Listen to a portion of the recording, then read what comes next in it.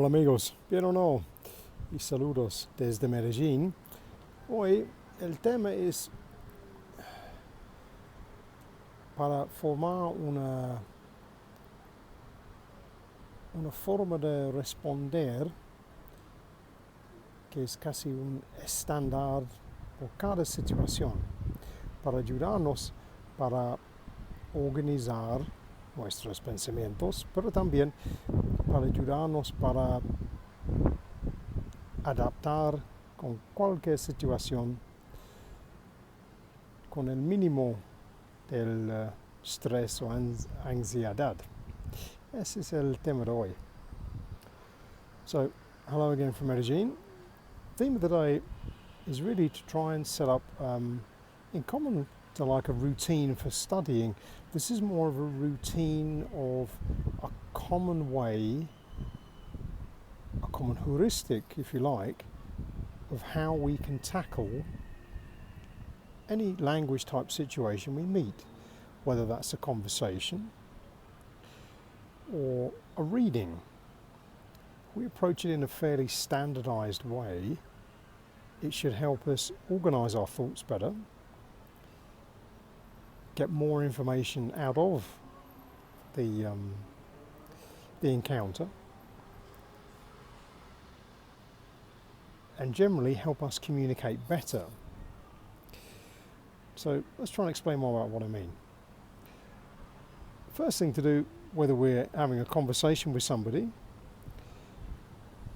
or whether we're encountering the language because we're reading something or watching on TV, is to listen.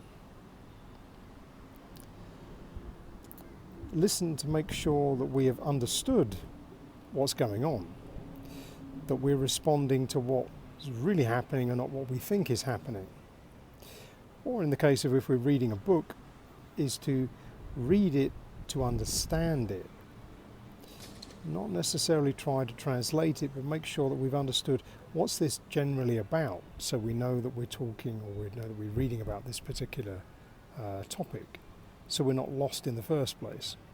Similarly, if we're having a conversation with people, is to make sure that we listen enough so that we understand what we're really talking about. Because then that brings us on to the second point, which is to make sure that we respond clearly.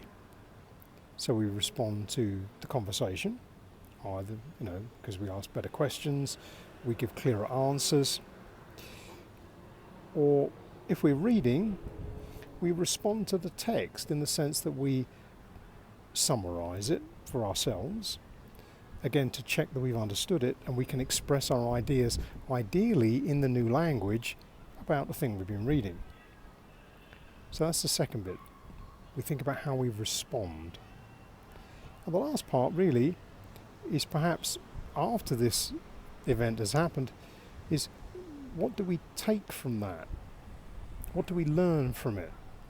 What in that conversation we just had went well? What phrases did we learn that were new and useful? What could we have done better?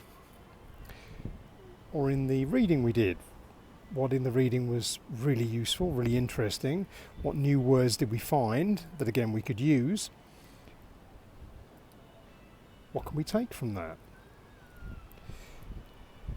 So if we think of each encounter we have, whether it's, as we say, it's either an actual encounter when we're talking to people, or it's something that we're responding to because we're reading it, or it's like a film or a TV show that we're watching.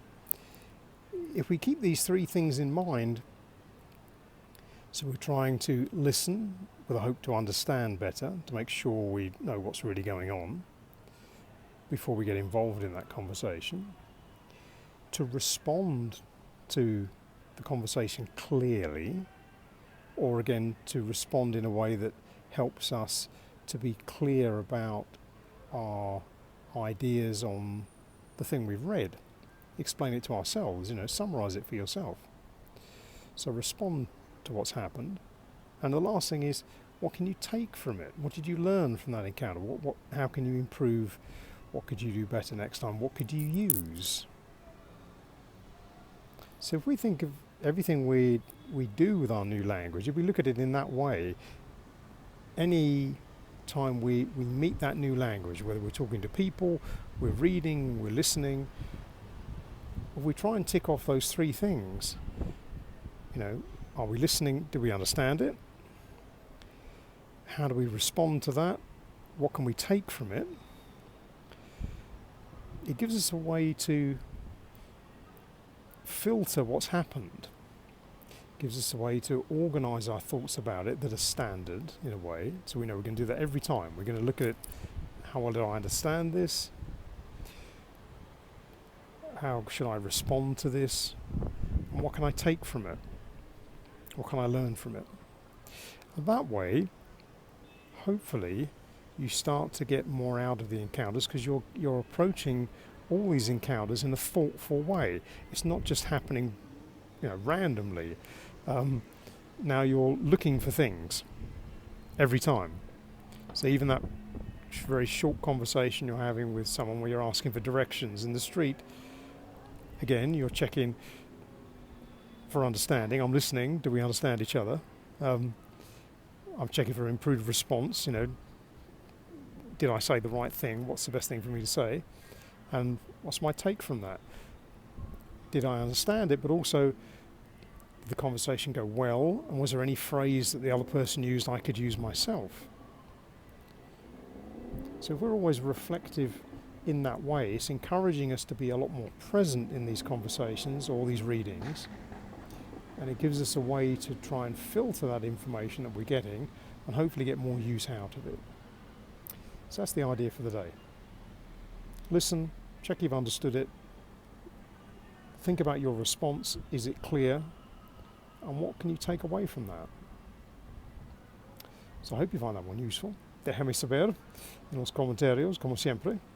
But for now, from Medellin, we'll say cheerio.